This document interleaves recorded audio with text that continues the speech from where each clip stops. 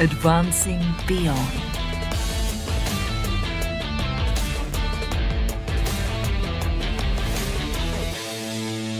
Anlitz.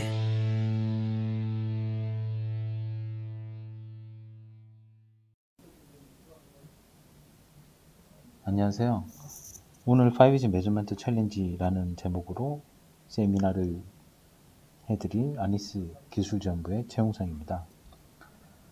금번 세미나에는 기존 데이터 통신용으로 써오던 LTE 대비 5G의 차이점, 그리고 기존 LTE까지 저희가 측정해오던 방법이 있었는데 5G 같은 경우에는 측정 방법이 좀 달라지게 됩니다. 그 부분에 대한 내용을 업데이트 드리고요.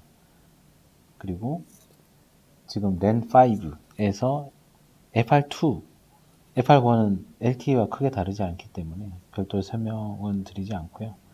FR2 쪽이 어떤 스펙으로 어떻게 테스트해야 되는지 관련해서 세미나 진행 드리도록 하겠습니다.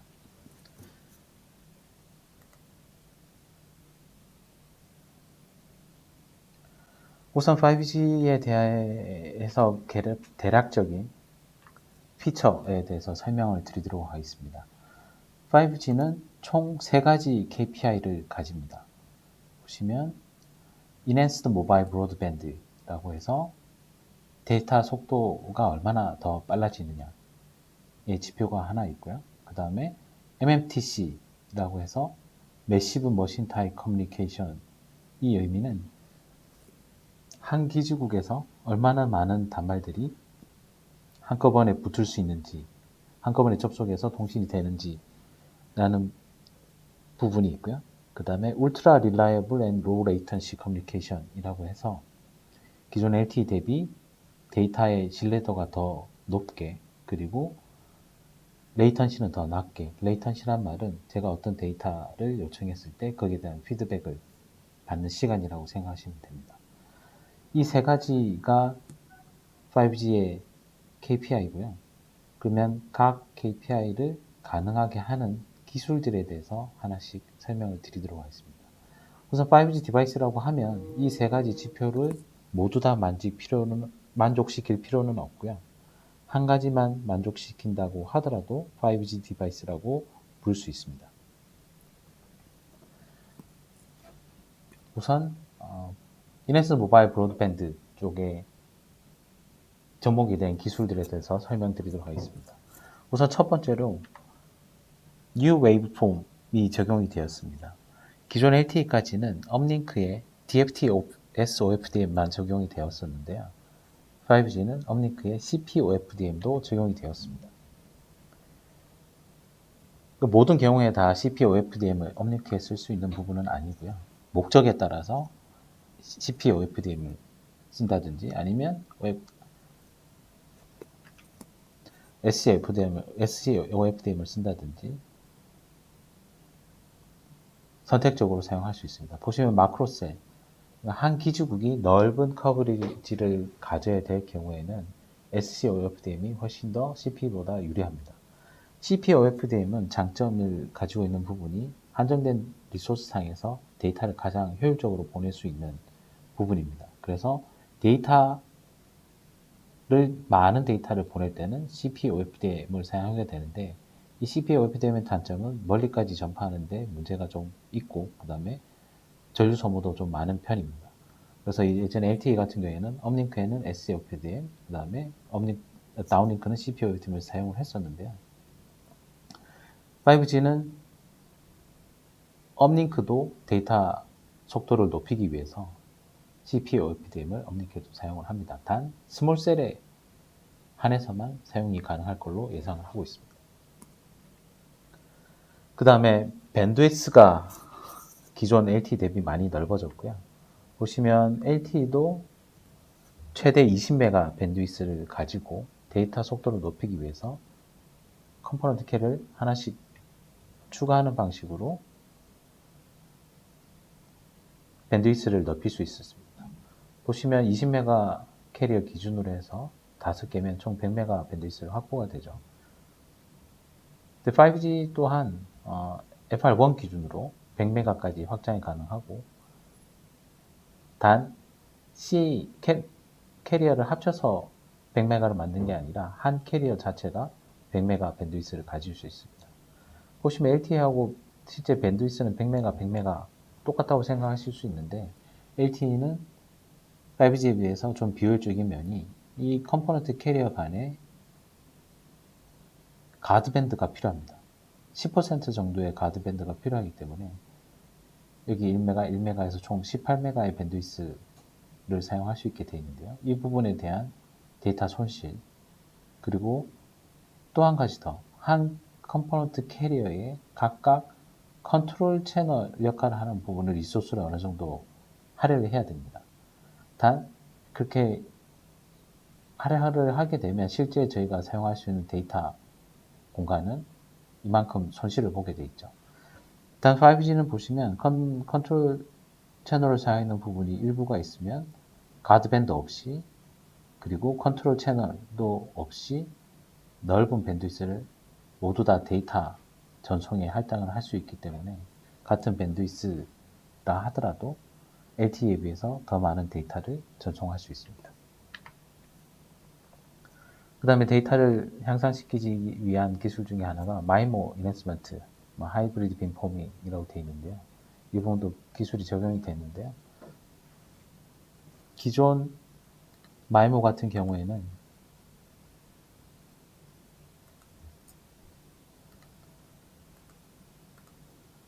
싱글 유저 마이모 방식이었습니다. 기지국이 보통 있을 때 LTE 같은 경우에는 똑같은 전파를 똑같은 영역에 쏘게 되어 있습니다. 그래서 유저 한 명의 스페시픽한 파형을 만들기가 힘들고, 전파 캐리어가 만약에 두 개가 있으면 여기에 마이모 같은 경우에 안테나 1, 안테나 2 데이터가 다 섞여서 가게 되는데요. 유저 A, 유저 B에 특화된 캐리어가 아니라 여기 유저 A, 유저 B에 대한 리소스를 서로 나눠서 쓰기 때문에 효율이 5G에 대비하면 낮습니다. 5G 같은 경우에 새로운 기술이 도입이 된 부분이 한 기지국에서 빔포밍을 할 때의 경우입니다. 기지국에서 여러 개의 파형을 만들어낼 수 있습니다. 기존의 브로드밴드로 퍼져가는 거하고 다르죠. 그래서 한 유저에게 데이터를 실질적으로 많이 몰아줄 수 있는 기술이 적용이 돼 있어서 좀 더 빠른 데이터를 지원하는데 기술이 사용될 수 있습니다. 그리고 슬롯 어그리게이션이라는 부분이 있는데요. 기존 FDD 시스템 같은 경우에 LTE는 보시면 다운링크, 업링크가 번갈아 가면서 이루어지게 되어 있죠. 단 다운링크 듀레이션이 만약에 예를 들어서 비율이 8대 업링크가 2라고 하면 LTE 시스템 내에서는 항상 업다운이 8대2로 돌아가게 되어 있습니다. 근데 5G 같은 경우에는 이 슬롯 어그리게이션이라는 기술을 사용이 되게 되어 있는데요. 예를 들어서 이런 다운링크와 업링크 비율이 항상 고정이 되어 있는 게 아니라 그때그때 상황에 따라서 플렉서블하게 바꿀 수가 있습니다. 보시면 첫 번째 패턴은 DL 헤비 트랜스미션이라고 되어 있죠. 보시면 첫 번째 대부분의 슬롯을 다운링크를 사용하고 그 다음에 업링크한 슬롯을 할당하는 방법, 그리고 이보다 좀 더 데이터를 다운링크로 데이터를 많이 보내고 싶을 때는 모든 슬롯에 다 다운링크를 몰아줄 수 있고요. 그 다음 슬롯에 또 다운링크를 다 몰아줄 수 있습니다.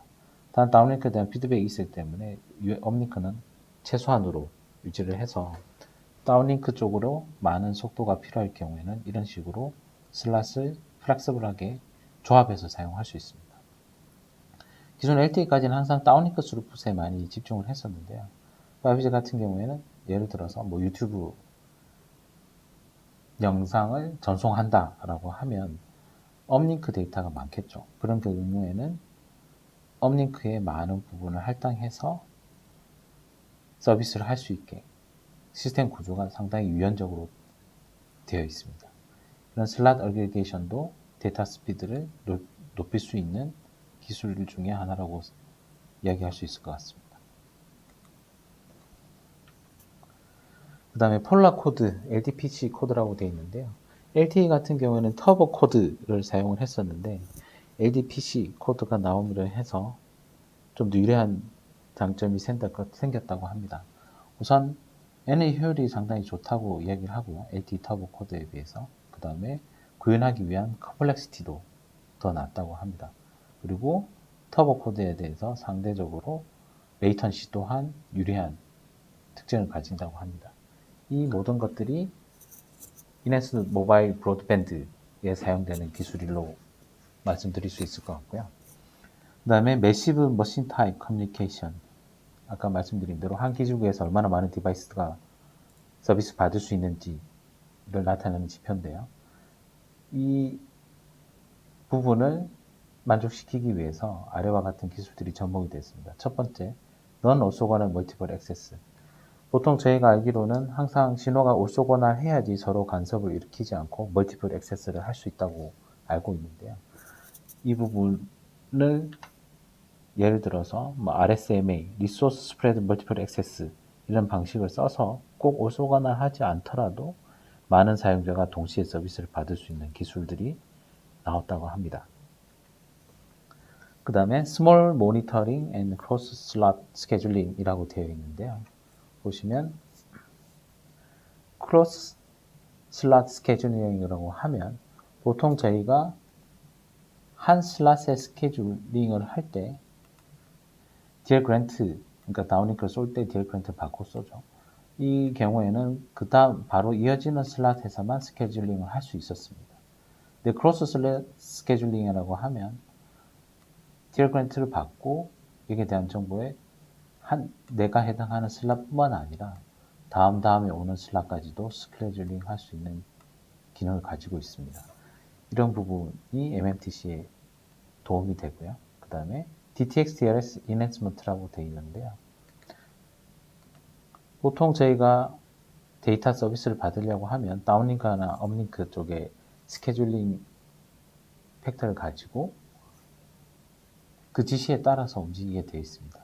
그러나 DTX 같은 경우에는 기지국에서 미리 단말한테 어느 시간에 데이터를 받고 어느 순간에 데이터를 쏘라고 이야기를 해서 항상 스케줄링을 하는 게 아니라 브로드캐스팅 채널에 해당 단말이 어떤 타이밍에 송수신을 해야 될지 미리 정해주기 때문에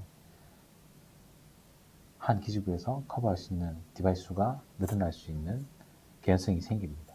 이 부분은 대부분 IoT 기술에 접목이 되어서 사용될 것으로 예상을 하고 있습니다.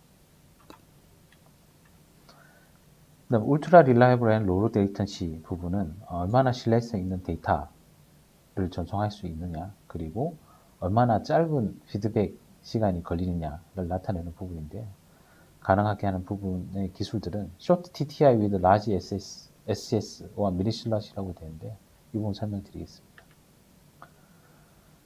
우선 TTI라고 하면 Transmit Time Interval이라고 해서 제가 보낸 다음에 피드백을 받을 때까지 시간이라고 생각하시면 되는데 기존 LTE 같은 경우에는 SCS 15kHz만 사용을 했었습니다.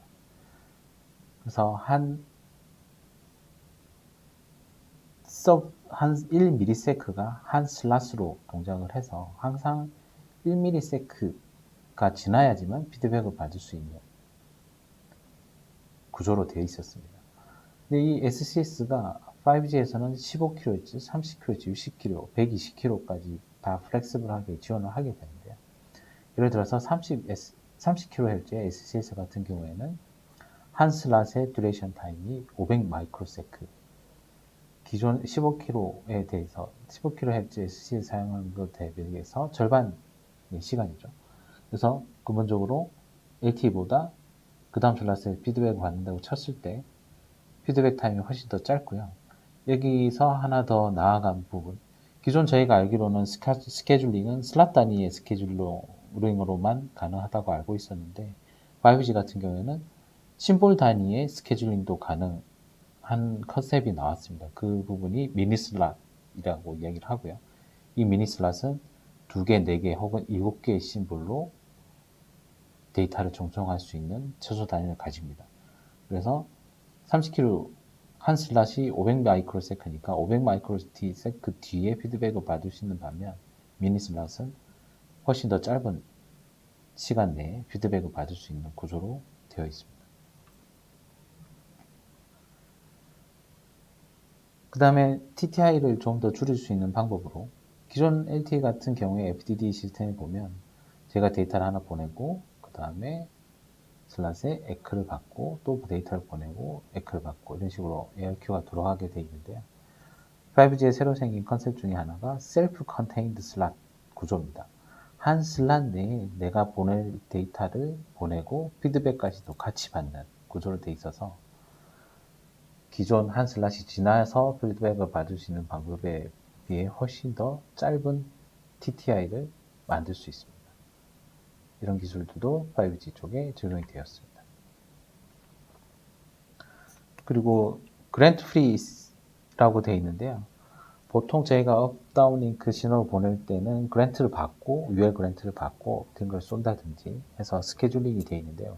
그러면 스케줄링 하고 그 다음에 TX를 쏘고 이런 식으로 되어 있는데 그랜트 프리라고 하면 이런 약속 미리 스케줄 정보를 받아서 하는 게 아니라 그 이전에 미리 사전에 약속된 규칙으로 인해서 TX를 보내게 돼 있어서 훨씬 더 스케줄링 받고 하는 것보다는 로우 레이턴시 서비스를 할 수 있는 구조로 설계가 되어 있습니다. 그리고 엑다크 부분도 개선이 되었고요. 아까 말씀드린 폴라 코드, LDPC 코드는 로우 레이턴시에 좀 더 터보 코드보다는 유리하다는 장점이 있습니다. 네, 이번 슬라이드는 5G 디바이스는 어떤 디자인 목표를 가지고 설계가 되어 있는지에 대해 설명드리도록 하겠습니다. 첫 번째로 머치 하이어 프리퀀시 밴드입니다. 기존 저희가 LTE까지 사용했던 주파수들은 3기가 이하 대역을 사용해 왔었죠. 근데 데이터 속도를 혁신적으로 높이기 위해서는 좀 더 넓은 대역의 밴드위스가 필요했으나 3기가 이하는 이미 여러 가지 용도로 포화가 됐기 때문에 그동안 통신용으로 사용하지 않던 밀리미터 웨이브 대역에 눈을 돌리게 되었고요. 밀리미터 웨이브 대역에는 상당히 넓은 대역폭을 확보할 수 있기 때문에 이 밀리미터 웨이브 대역을 통신용으로 사용할 수 있는 여러 가지 기술들이 개발이 되었습니다. 보시면 주파수 대역별로 그 활용도가 다 다르게 나와 있는 부분 확인할 수 있을 텐데요. 3기가 이하 대역, 기존에 저희가 LTE까지 사용했던 대역 부분에 5G 쪽 주파수도 할당할 수 있습니다. 예를 들어서 2G, 3G 용으로 만약에 쓰고 있던 주파수 대역이 있는데 5G 쪽으로 리파밍을 할 수도 있고요. 그 기존에 LTE까지 쓰던 주파수 대역은 최대한 멀리 보내기 위한 좋은 주파수 대역을 사용해 왔었죠. 5G도 마찬가지로 3기가 이하 대역 때는 대부분 서브 캐리어 스페이싱 15kHz를 사용합니다. LTE하고 동일하죠. 왜냐면 각 주파수 대역별로 전파가 전파하는 특성이 다 다른데요. 15kHz는 이미 LTE 때 그 성능이 검증이 된 부분이라서 5G도 아웃도어, 마크로셀 커버리지를 위해서는 15kHz SCS를 쓰는 5G 신호를 사용합니다.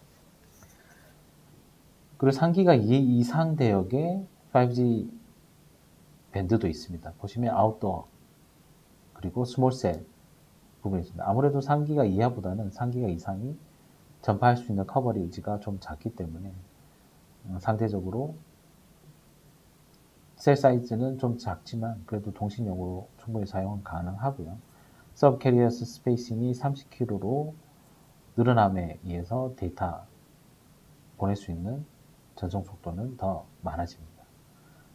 그리고 주파수가 높아지면 3기가 이하나 3기가 이상의 차이점이 아무래도 스프레드 효과가 좀 주파수가 올라갈수록 적기 때문에 좀 더 데이터를 많이 보내는데 좀 도움이 될 수 있습니다. 그리고 5기가 대역, 언라이센스 밴드도 데이터 전송을 효율을 높이기 위해서 좀 사용을 하고요. 밀리미터 웨이브 대역, 그러니까 예제로 28기가 되어 있는데 28기가 대역은 아까 말씀드린 대로 대역폭을 상당히 넓게 써서 데이터를 보낼 수 있기 때문에 데이터 속도는 상당히 빠르게 만들 수 있습니다만 커버리지는 아무래도 작겠죠. 그래서 각 주파수별로 사용 목적이 다 다릅니다. 그 다음에 하나의 특징으로 울트라 린 디자인이라고 되어 있습니다. 보시면 Minimize Always On Transmission 이라고 되어 있는데요. LTE랑 5G의 예제를 비교해 드리면 보시면 LTE는 이게 한 프레임인데요. 처음 스타트가 프라이머리 싱크 시그널이 되어 있죠. 그 다음에 세컨더리 싱크 시그널, 그 다음에 브로드캐스트, 그 다음에 하나의 점으로 보이는 LTE 레퍼런스 시그널. 이런 식으로 실제 유저가 LTE를 사용하지 않더라도 항상 기지국에서 이 고정된 신호는 나가게 되어 있습니다. 예를 들어서 좀 LTE 같은 경우에는 시소, 마이모, 4x4 마이모까지 사용을 하고 있는데요.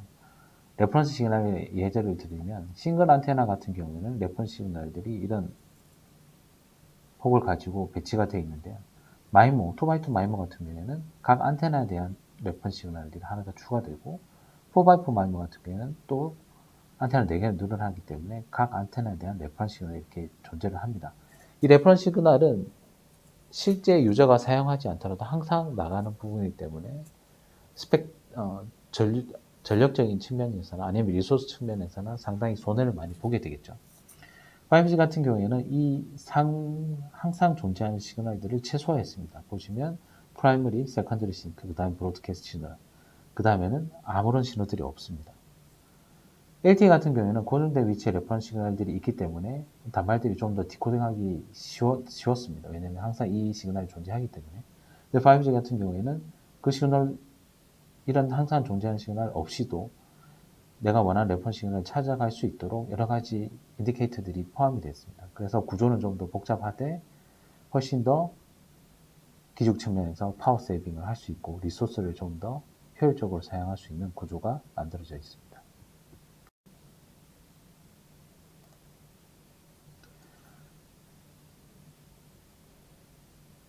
그 다음에 자원을 좀 더 효율적으로 쓰기 위한 한 가지 예로 컨트롤 시그널을 한번 보여드리겠습니다. 기존의 LTE 같은 경우에는 뒤에 SCC를 컨트롤할 수 있는 컨트롤 채널들이 앞에 존재하게 되는데요. 보시면 시스템 밴드위스, 통으로 다 컨트롤 채널이 차지하게 됩니다. 이 부분은 만약에 이런 식으로 5G처럼 좀 더 적은 공간을 컨트롤 채널로 사용할 수 있다면 나머지 공간을 다 데이터로 채울 수 있겠죠.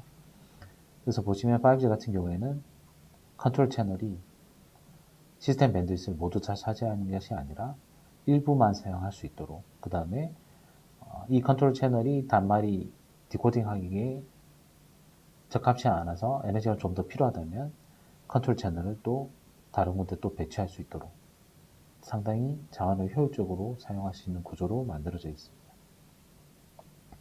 그 다음에 forward compatibility라고 되어 있는데요. 저희가 backward compatibility는 지금까지 통신 세대가 발전하면서 많이 들어본 단어인데 forward compatibility는 처음 들어보는 단어죠.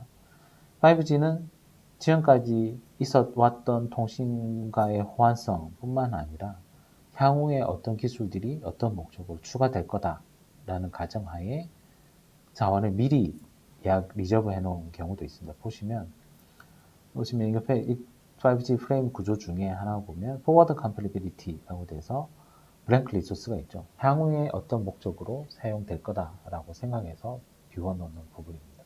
그래서 Forward Compatibility 특성도 가집니다. 그리고 Beam Centric Design이라고 되어 있는데요. 아까 FR2, 그러니까 밀리미터 웨이브 대역을 통신용으로 사용한다고 말씀드렸는데 그 부분을 위해서는 빔 포밍이라는 기술이 들어가게 되고요.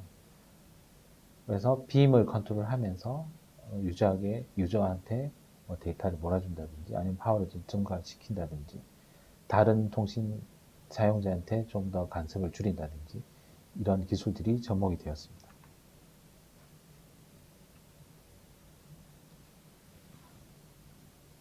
그 다음에 이쪽 장표에 보시면 Flexible Framework with Forward Compatibility라고 되어 있는데 간단하게 퀄컴 자료인데 슬락 구조가 프레임 구조가 어떤 식으로 이루어지는지 잠깐 보여드리겠습니다.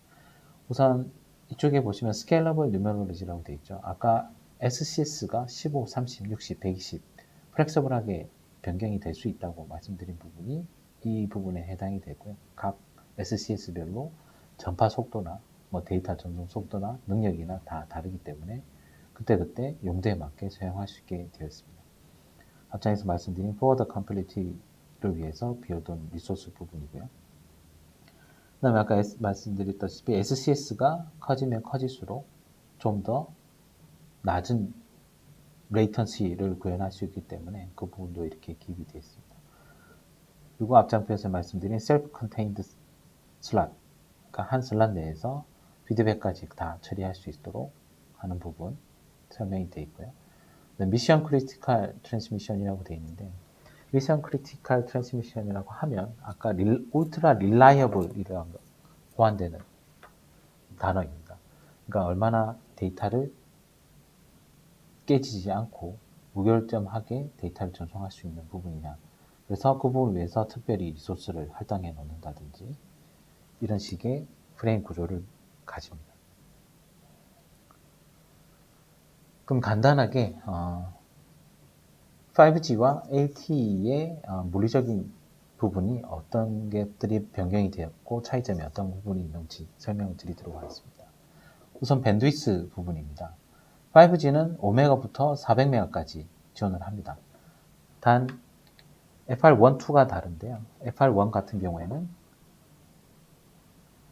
맥스 100메가까지 지원이 되고요. FR2 같은 경우에는 한 캐리어가 맥스 400메가까지 지원이 됩니다.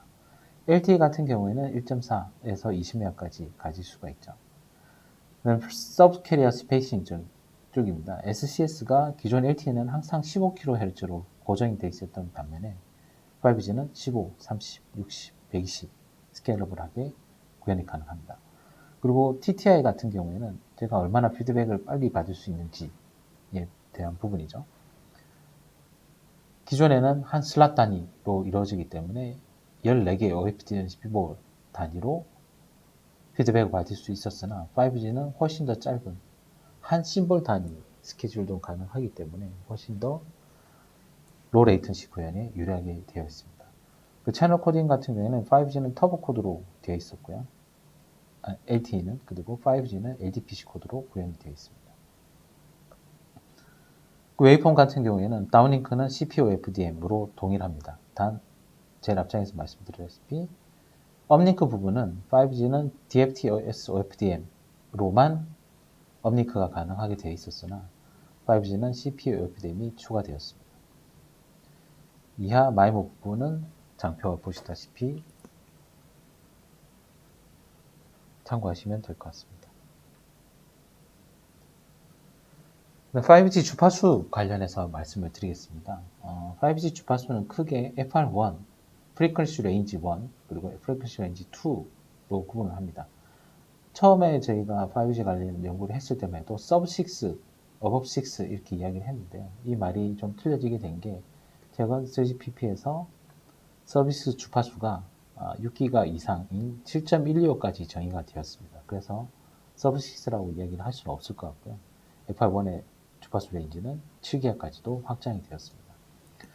보시면 기존 FDD 시스템, 저희가 알고 있는 FDD용으로 5G 주파수를 할당된 부분, 그리고 TDD용으로 할당된 부분 이렇게 되어 있는데요. 보시면 저희가 기존에 알지 못했던 단어가 있는데요. SDA, SUA라고 되어 있습니다. 이 부분은 뒷장표에서 좀 더 상세히 설명을 드리겠습니다. TDD 같은 경우에는 기존 사용하는 TDD 밴드 이외에도 새로 정의된 주파수 밴드도 많이 있고요. FDD는 새로 정의된 주파수도 있지만 대부분 기존의 2G, 3G에서 사용하던 주파수를 5G용으로 사용할 수 있게 리파밍 하는 밴드도 많이 있습니다. 참조해 주시면 될 것 같고요. 그 다음에 FR2 같은 경우에는 하이 프리퀀시 대역입니다. N257 보시면 28기가 돼요. 그리고 N259 같은 경우에는 40기가 돼요. 그 다음에 38기가 돼요. 이런 식으로 FR2 주파수는 정의가 되어 있습니다.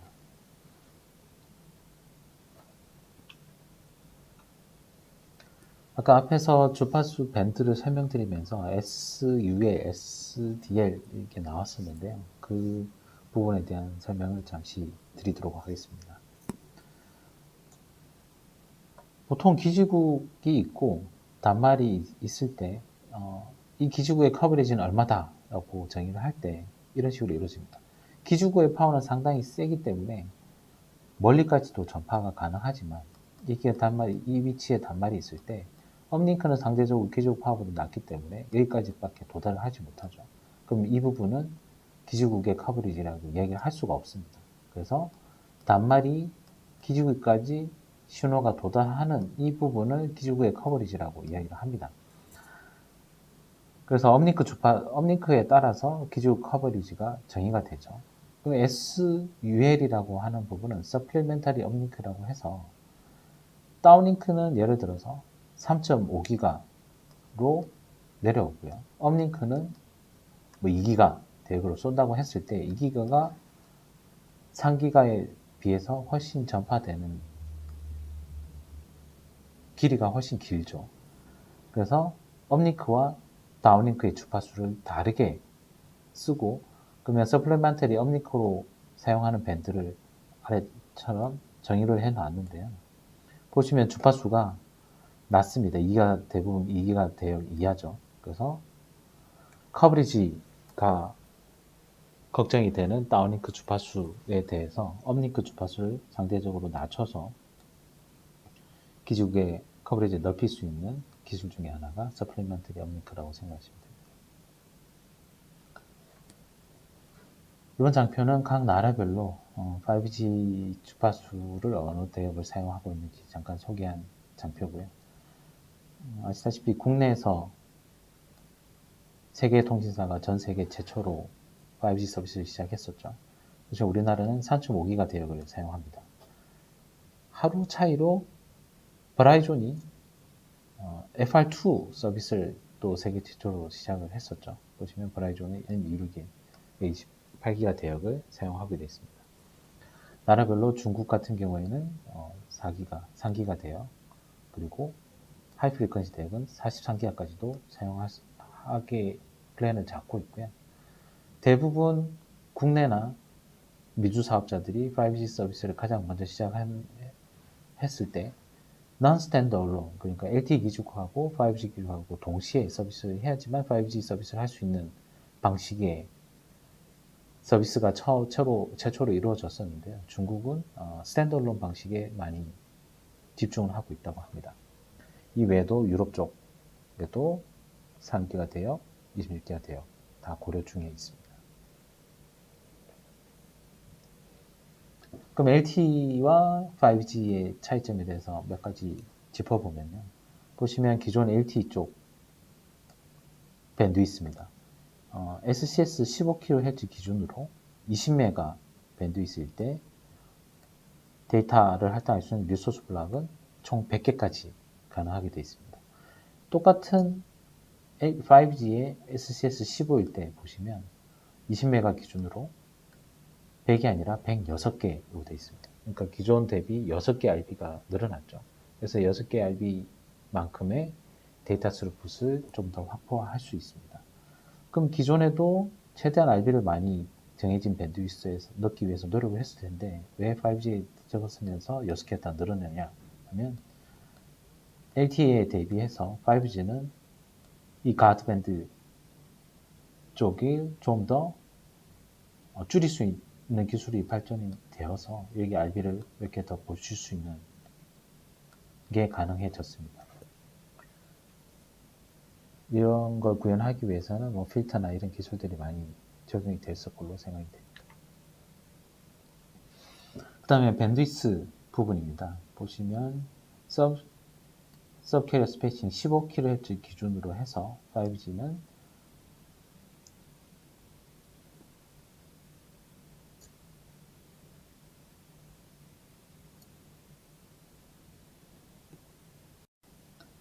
이번 장표에서는 LTE 대비 5G의 밴드위스가 어떻게 변화되는지 말씀드리도록 하겠습니다. 밴드위스를 계산하는 방법은 상당히 심플한데요. 1RB 기준으로 해서 1RB는 총 12개 서브 캐리어가 되죠. 이 서브 캐리어는 30kHz 예시로 해서 계산해 봤을 때 12개 곱하기 서브 캐리어 폭인 30km 하면 총 360kHz 밴드위스가 1RB죠. 앞장에서 보신 대로, 여기서 보신 대로 맥시멈 RB는 275개까지 가능하기 때문에 실제 계산해보면 360 곱하기 275 했을 때 99메가, 총 100메가 밴드위스가 확보됩니다. 서브 캐리어 스페이싱이 30kHz 기준이고요. LTE 기준으로 15kHz 기준으로 계산해보면 SS15일 때 맥시멈 밴드위스는 50메가로 계산이 되고요. 30kHz는 100메가, 60일 때는 200메가, 120일 때는 총 400메가 한 캐리어의 밴드위스가 이렇게 계산이 됩니다.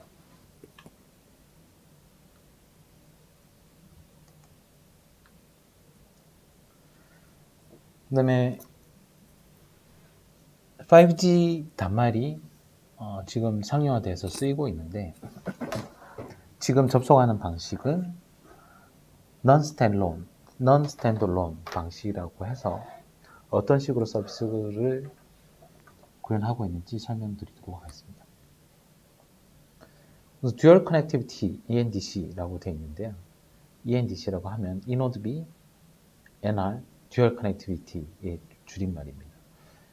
현재 5G 기지국이 전국망을 커버하지 않기 때문에 서비스를 하기 위해서 LTE 기지국의 도움을 얻어서 서비스하는 형태로 처음에 도입이 되었고요. 추후에 전국망이 되면 스탠드얼론 방식으로 변경될 것으로 생각이 됩니다. 우선 듀얼 커넥티비티라는 컨셉은 기존 LTE 때도 있어 왔었습니다. 어떤 식으로 있어 왔었냐면 마크로셀, 그러니까 광범위한 셀을 커버하는 기지국이 있을 때 스몰셀을 구현해야 될 경우가 있습니다. 사람이 매우 많이 모여있는 지역 같은 경우에는 마크로셀로 이 많은 사람들의 데이터 레이트를 확보할 수 없기 때문에 스몰셀이라는 개념을 사용을 했고요. 이 개념은 5G의 ENDC하고도 비슷합니다. 마크로셀은 단말기에 유저 플레인 데이터 그리고 컨트롤 플레인 데이터 모두 다 내릴 수 있습니다. 단 스몰셀 같은 경우에는 유저 플레인 데이터만 주고 컨트롤 플레인 데이터는 마크로셀에서 내린 걸로 공유를 하게 되어 있거든요. 컨트롤 플레인이 많아지면 단말 스케일 스케줄링에 상당히 어려운 부분이 있기 때문에 마크로셀에 있는 컨트롤 데이터를 사용하고 유저 플레인은 마크로셀과 스몰셀 데이터를 모두 다 사용하는 방식이 듀얼 커넥티비티 방식이었는데요. 이 부분은 LTE 때도 사용이 되고 5G에는 마크로셀이 LTE 기지국, 스몰셀이 5G 기지국이라고 생각하시면 될 것 같습니다. LTE 기지국에서 모든 컨트롤 정보를 받고 그다음에 유저 데이터, 그러니까 실제 사용하는 데이터 부분도 받으면서 5G 기지국에서도 실제 사용할 데이터도 받는 구조로 되어 있으나 5G 기지국에서는 컨트롤 채널을 주지 못합니다. 모든 컨트롤은 다 LTE 기지국 하에서 이루어지는 부분이 5G의 ENDC 방식입니다. 대부분 이 세미나를 들으시는 분들이 RF 쪽 측정을 하실 거라고 생각이 되는데요. 스펙을 하나 잠깐 말씀드리면 38.51-1이라고 되어 있는 게 보면 FR1 Standalone RF 스펙입니다. 그리고 51-2 부분은 FR2, 그러니까 높은 주파수 대기에 되어 있고요. 51-3은 FR1, FR2 ENDC RF 스펙입니다. 실제적으로 ENDC 쪽 측정을 하려면 51-3을 참조하면서 측정을 해야 되지만 -3의 스펙이 대부분 -1, -2장의 스펙을 많이 참조하고 있기 때문에 RF 측정을 위해서는 -1, -2 정도만 보시면 될 것 같습니다. 실제 저희 장비로 단말을 테스트하는 방식을 도식화해 봤었는데요. 아까 말씀드린 ENDC 방식의 블락 다이어그램입니다. 오른쪽에 보시는 장비가 LTE 기지국 역할을 하는 장비고요. 왼쪽에 보시는 게 5G 기지국 역할을 하는 장비입니다. 이 두 장비는 서로 데이터를 교환하게 되어 있고요. 최초 LTE 콜이 되면 단말기에서 5G 기지국을 붙일 수 있는 환경이 되고 이 PC가 컨트롤 PC가 LTE와 5G 기준을 컨트롤해 가면서 단말기에 5G 통신이 가능하게 되어 있습니다. ENDC 콜 커넥션의 콜 프로시저를 잠깐 보여드리겠습니다. 보시면 단말기 쪽, 그 다음에 제 LTE 장비 쪽, 그 다음에 단말기 5G 장비 쪽으로 구분이 되어 있습니다. 우선 이 앞장은 LTE까지 연결이 되어 있다는 가정하에 그 이후 과정 5G에 붙이는 과정을 설명드리는 장표입니다. 현재 단말기는 LTE 기지국에 붙어 있고요. LTE 기지국에서 RRC 리컨피그레이션을 내리게 되어 있고, 이 메시지 안에는 SCG add라는 명령을 가지고 있습니다. SCG라고 하면 세컨더리 셀 그룹으로 해서 5G 셀을 SCG라고 부릅니다. LTE 기지국에서 이 명령을 내리게 되면 단말은 인지를 했다고 RRC 리컴플리트 메시지를 올립니다. 그럼 이 과정 중에 메시지 내용은 어떤 부분 포함되어 있는지 설명드리도록 하겠습니다. 우선 LTE 기지국이 RRC 리컴플을 통해서 NRCell 인포메이션을 줍니다. 단순히 LTE 기지국에서 5G 기지국으로 붙으라고 단말한테 명령만 내리면 이 단말은 어느 셀을 어떻게 찾아야 될지 잘 모르기 때문에 LTE 셀 옆에 있는 5G 기지국 정보를 미리 가지고 있다가 SCG add 메시지에 같이 주게 됩니다. 그럼 단말 같은 경우에는 단말 처음 켰을 때 서칭하는 듯이 5G 기지국을 찾는 것이 아니라 단말은 앞에 리컨피그 메시지에서 준 5G 기지국 정보를 가지고 그 5G 기지국의 SSB를 찾기 시작합니다. 그리고 단말은 SSB가 확인이 돼서 디코딩이 되면 LTE 기지국에게 RRC 리컨피그 컴플리트 메시지를 날리고 5G 기지국에 붙이려는 시도를 하게 됩니다. 그 부분이 이 아래쪽입니다. 보시면 단말은 SSB 디코딩을 한 다음에 그쪽 기지국에 붙으려고 P라치를 날립니다. 이 라치 시그널 안에는 아래 RNTI 정보를 가지고 날리게 되는데요. 기지국은 이 받은 아래 RNTI를 디코딩을 하게 됩니다. 디코딩이 성공적으로 진행이 되면 5G 기지국 장비는 라치 리스판스를 아래 RNTI 정보를 가지고 날리게 되고요.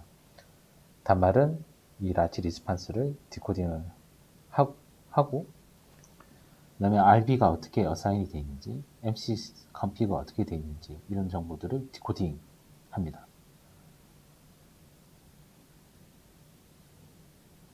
이 디코딩이 성공적으로 이루어지게 되면 단말은 RRC 커넥션 리퀘스트를 날리게 되고 이 정보 안에는 단말이 5G 기지국에 어떤 식으로 접촉하겠다는 정보를 가지고 단말은 CRNTI 정보를 가지고 접속을 하게 됩니다. 기지국은 이 정보를 정상적으로 디코딩 했을 때 RRC 커넥션 셋업 메시지를 날리게 되고 정상적으로 연결이 되면 에코 메시지를 날리게 됩니다. 저희가 보통 고객 지원을 갔을 때 만날 수 있는 이슈들을 하나씩 말씀드리면 보통 리컨피그 SCG add를 받았을 때 컴플리트를 못 올리는 경우가 있습니다. 저희가 필드에서 경험한 바로는 SCG add 명령을 받고 단말이 SSB를 찾은 다음에 보이면 컴플리트를 날려야 되는데 실제 5G 기지국에서 신호가 안 되는 경우에 SSB 디코딩 못하겠죠. 그럴 경우에 이런 메시지가 페일이 많이 나는 경우를 본 적이 있고요. 그 다음에 SCG add에서 5G 셀에 대한 정보를 줬음에도 불구하고 단말이 그 밴드를 지원하지 않는다면 리컨피그 컴플릿 메시지도 올라오지 않습니다. 그 다음 라치 같은 경우에도 페일이 많이 나는 경우가 있는데요. 우선 라치 프레임블을 단말이 RRC 리컨피그 이후에 올리지 않는 경우도 있고요. 그럴 경우에는 저희 쪽에서 라치를 기다리다가 타임아웃 발생해서 에러가 생기는 경우도 많고 그 다음에 단말은 정상적으로 라치를 올렸으나 기지국이 원하는 슬롯에 원하는 타임에 이 라치가 들어와야 되는데 다른 슬롯에 들어오는 경우 이때는 라치 디코딩이 되지 않는 경우도 많이 본 적이 있습니다. 그리고 라지 리스판스를 기지국에서 날렸는데 단말이 이 리스판스를 인지하지 못한 경우도 페일의 많은 부분을 차지했던 경험이 있고요. 지금 현재는 많이 안정화돼서 이런 이슈 많이 줄었으나 초창기에 5G 개발을 팔로우하면서는 이런 이슈들이 상당히 많이 있었습니다. 그 다음에 RRC 커넥션 리퀘스트를 받고 셋업이 안 되는 경우도 있는데요. 이럴 경우에는 기죽에서 지원하는 캐파가 단말이 원하는 캐파하고 다르다든지 메시지 미스매치에 있어서 에러가 나는 경우도 많이 있습니다. 대부분 이런 경우에는 로고를 저희한테 주시면 관련 분석 결과를 공유 드리고 디버깅 할 수 있도록 저희가 도와드리고 있습니다. 그리고 프라임 스트럭처 부분에 대해서 LTE하고 좀 다른 부분을 설명을 드리면 말씀드린 대로 LTE 같은 경우는 15kHz 1mm가 원 슬롯의 구조를 가지게 되죠. 그 다음에 30kHz로 바뀌었을 때는 한 슬롯의 줄기가 0.5ms 60kHz일 때는 0.25 점점 줄어드는 구조로 되어 있죠. 이런 구조들은 상당히 플렉서블하게 움직이기 때문에 내가 원하는 서비스가 어느 종류에 따라서 유동적으로 바꿔 쓸 수 있는 구조가 되어 있습니다.